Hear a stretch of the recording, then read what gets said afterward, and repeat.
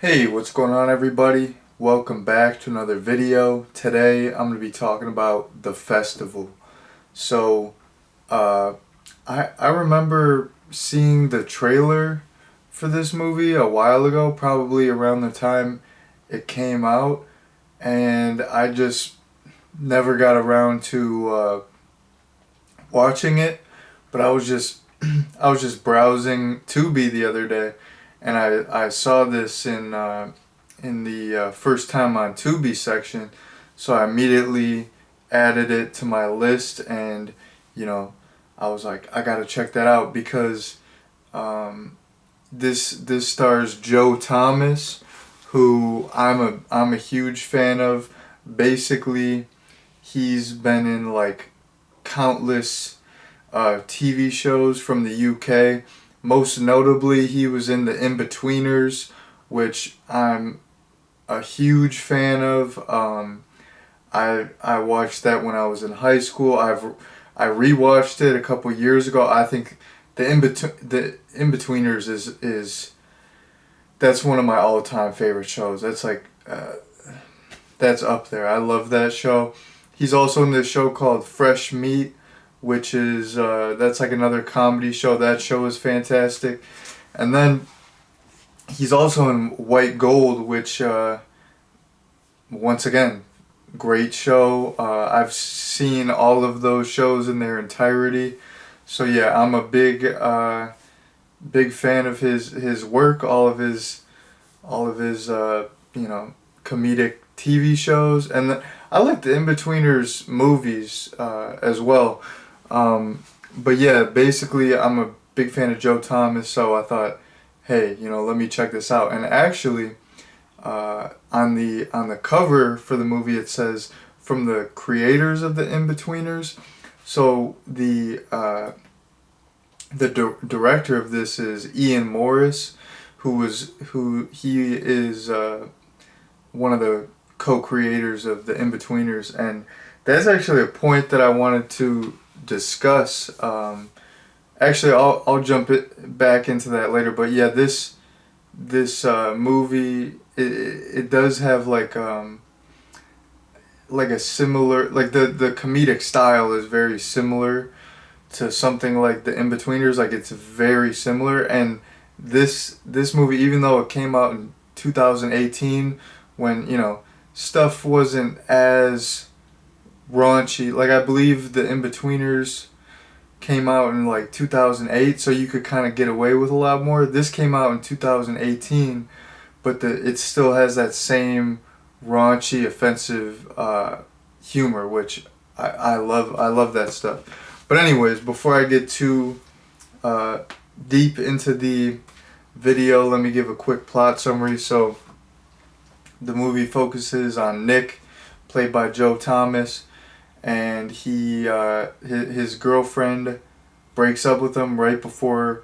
college graduation, and when he's walking the stage to get his diploma, he's like begging for her to take him back, and she turns him down. He totally embarrasses himself, and after that he's like a mess. He won't leave the house.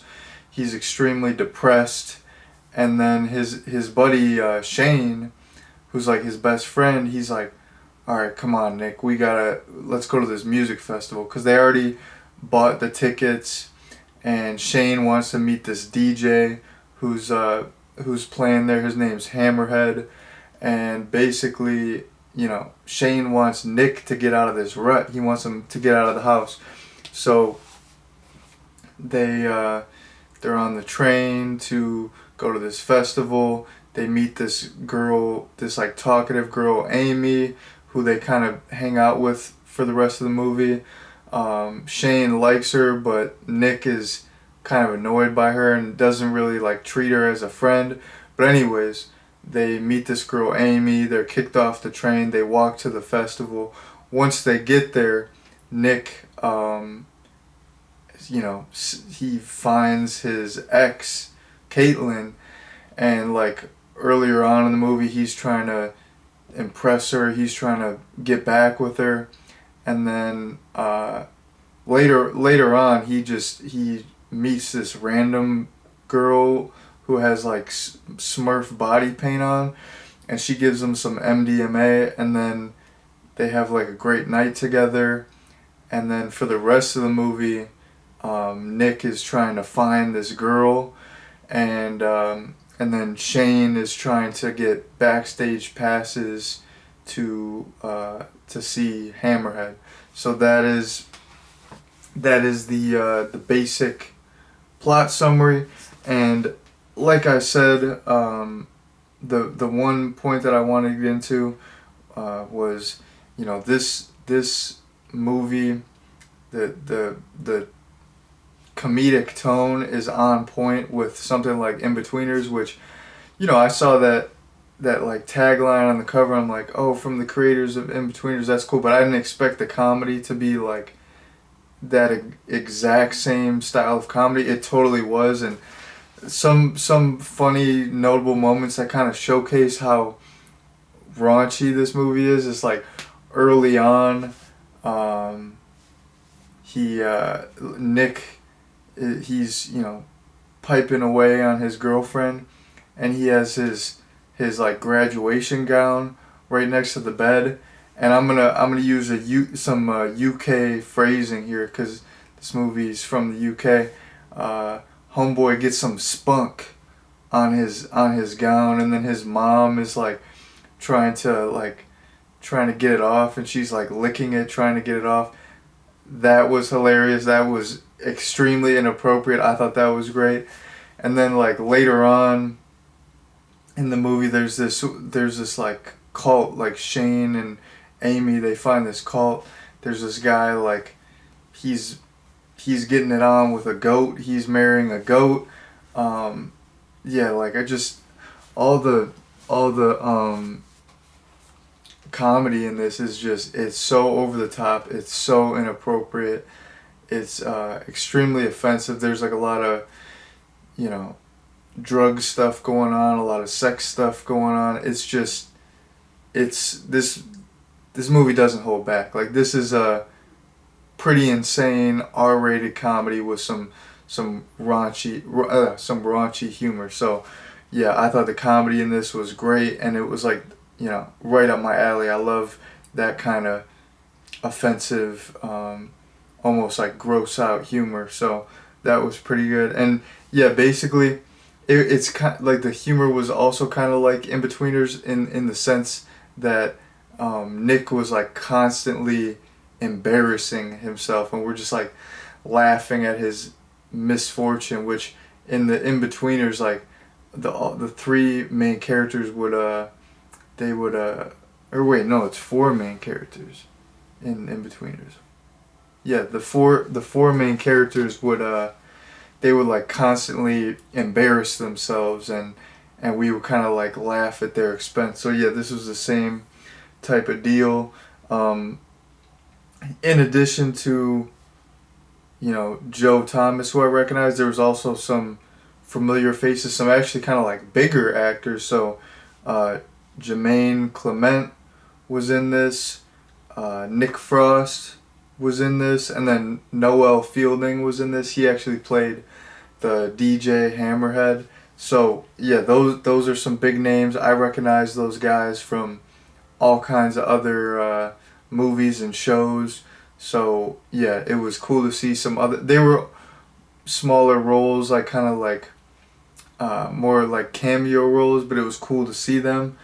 And then I got one more point that I'm gonna get into, and then I'm gonna head out here. So basically, I thought the setting was really good. I was reading up on the movie, and I guess they did film at some real festivals, and they just had, you know, festival goers as extras. But you know, the I don't know what the budget on this movie was, but it's pretty big scale. Like, there's so many people on screen at once, and the location it's like so vast. It's such a huge location, and there's like all these giant stages and all these, like, you know, like I said, like these like big musical acts, big crowds. It seemed like a pretty like big budget endeavor, so I just thought like the setting was great, the location was great, and uh, I don't know, this it seemed like a big blockbuster. Like it wasn't, like they didn't spare any expenses. Like they went all out with the setting, and I thought, the music festival setting was a fun setting for a R-rated comedy like this. And then in addition to the setting, I also really liked the characters. I liked Nick and Shane's friendship. I like how Nick and Shane met Amy and they became friends with her. She was kind of like a little bit weird and different, but they all became friends. I like the friendships in this movie. Um, that's the thing. I think it was Shane said it early on, but he's like, he has this quote about friendship, and he's like, you want your friend to be the type of friend that'll hide a body for you. And they kind of, like, Nick references that later because he wants Shane to do him a favor. But I don't know, I thought that was a great line. I really liked their friendship, and I liked Nick's, like, arc, his whole development. He is very uptight the entire movie. He's kind of pessimistic, where Shane is kind of the polar opposite. He's more fun-loving and easygoing, and he's more selfless. Nick is very selfish. And then, Nick is like constantly chasing all these different girls, and he wants everything to work out perfect, and he's got to get the girl and blah blah blah. But later on, he stops caring about, he kind of becomes like outcome independent, where he's like, you know what, I'm gonna shoot my shot with this girl. If it doesn't work out, like, whatever. Like, he's not so fixated on everything has to work out perfect and I gotta be with this girl and we're meant to be together. He becomes more like outcome independent. He also becomes a lot more selfless. Because he was just so selfish throughout the movie. It was just me, me, me. I gotta get this girl. It's all about me. And then he's like, you know what? Like, Shane is my ride or die. He's my best friend, and he's always nice to me, and he's always looking out for me. Like, let me help him out. So later on in the movie, Shane wants to meet Hammerhead, and he actually, like, gets on stage and he's doing Hammerhead's set, and Nick just, like, totally has his back and is sticking up for him. So and Nick kind of, like, reconciles with Amy, even though he was an a-hole to her throughout the whole movie. They kind of become friends at the end. So yeah, I liked Nick's development, and I don't know, I just like how he kind of grew as a person. He's not such a uptight a-hole. He's more of like a fun-loving, good friend who, he like reciprocates now. Like, it used to be more one-sided, all his relationships, but now he's like, all of his relationships are more give and take. So yeah, I really liked that little arc, and it's pretty satisfying to see his growth. But anyways, that's the last point that I wanted to talk about. So I'm going to get into my recommendation, and then I'm going to head out. So in terms of a recommendation, I think this was a great comedy. It was a super fun movie. I mean, I've never been to a big music festival like this, but I mean, watching this movie makes you want to go to one. It's just like a fun kind of like party, raunchy, R-rated comedy. So yeah, this movie was great, super funny. I liked the story, I liked the characters, and yeah, this movie did not disappoint. So if you have not seen The Festival, I would recommend checking it out. It's free on Tubi right now, so what are you waiting for? But anyways, that has been my recommendation, and that has been my review of The Festival. Thank you all very much for watching, and peace out.